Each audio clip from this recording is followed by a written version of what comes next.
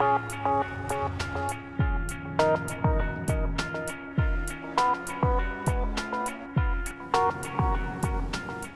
Farleigh is living every man's fantasy. Fast boats, fast cars, a penthouse in Monte Carlo. And he's worth hundreds of millions of dollars. I'm not a poor man here, so, I can get by. So. To be honest with you, I've been very lucky in my life. Very lucky indeed.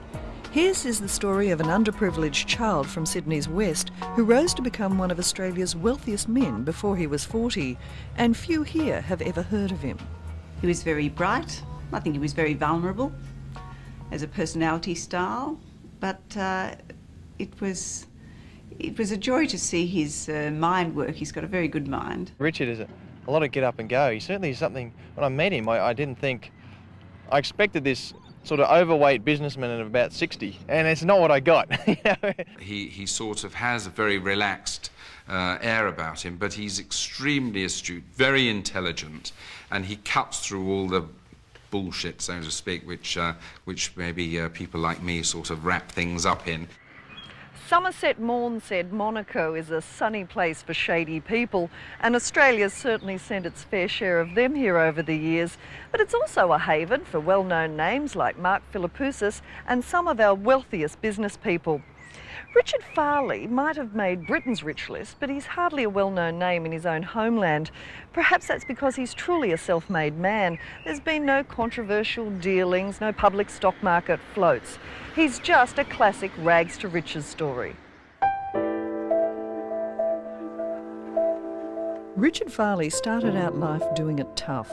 One of 11 children, his Shearer father was so abusive they were all placed in foster homes. So traumatic were his early years that in school he was considered backward. Then he discovered chess. When I was 15, I beat the state champion, the adult state champion, so within 2 years I was quite a good chess player. But for me, I think it taught me how to think, and also gave me a lot of confidence because, as you said, I was, someone said I was backward when I was younger, and then suddenly I was a good chess player. I suddenly thought, well, maybe I'm not that backward. The confidence he gained from chess led to first-class honours in mathematics and economics at the University of New South Wales and a Reserve Bank scholarship. But he knocked back the chance of a PhD in the US for investment banking. Yes, I went to BT, and I didn't really take to that all that well immediately either. So I think a few people had strong doubts about that. Chris Corrigan said he'd walk backwards to Burke if you ever made money for BT. Apparently so. I didn't know about that until afterwards. I'm probably glad I didn't hear it at the time. No, he didn't have a lot of confidence, and it always surprised me with his intelligence and capacity, because anything you gave him to do, he did so thoroughly and was very articulate about it. Former BT director Gillian Broadbent had faith in the new recruit to her fledgling arbitrage unit, and she took him under her wing. I wondered why he was so vulnerable, and I didn't really know very much about his background, or I was probably fairly protective of him because of that vulnerability and the combination of that with his obvious skill base. I'd say she's a mentor to me. I admire a lot of things about her. I think she's very switched on with the way her life and her business and everything's conducted together very well. What did you learn from Gillian Broadbent? I think patience, like intellectual patience, particularly when I started trading, which is obviously a very stressful thing. Patience about not worrying, being able to handle losses, which is very important for a trader. And also just her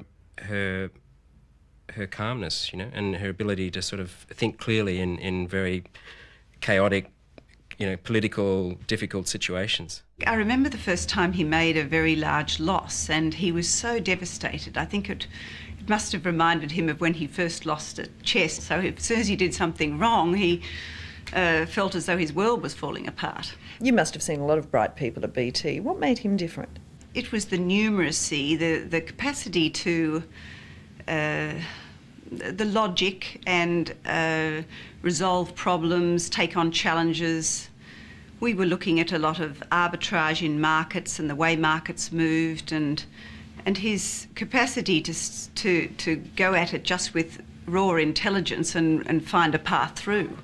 After proving Corrigan wrong and making $70 million for BT in 3 years, Richard was poached to run an international hedge fund in Bermuda. For me, it was fantastic. It was like the epitome of what I wanted to do. running a fund. I had about 6 or 7 people working for me who mostly do the research. It's the way I style myself when I'm trading. I like to have a lot of people to do research because it's quite, I like to know what's going on. And I always think that 90% of the job is having the information at your fingertips. And I think you can have other people doing that, even if they don't have any talent at trading. They can give you that information, and it's the last 10% that really separates the good traders from the bad traders. But I'm always amazed at the number of people who are not informed. And so I was incredibly well informed about what was going on in Japan, in France, in Germany, anywhere. So were you a natural trader? For me, as I say, I'm primarily an economist, so really the first thing for me to have a view on is interest rates, because it's just you stick to one country and the interest rate is determined purely by inflation and by the growth of the country. Richard made an estimated $40 million in his 3 years in Bermuda, enough to retire in his early 30s and swap one tax haven for another. An Aussie boy from the western suburbs here in the absolute glamorous south of France. I mean, you must shake yourself sometime. Well, I shook myself when I moved to Kirribilli, so it's just a bit more shaky here, I suppose. When I think back to Australia, Monaco is like one big double bay. So it's got the models, it's got the wealthy people, it's got the nice cars, and it's very safe.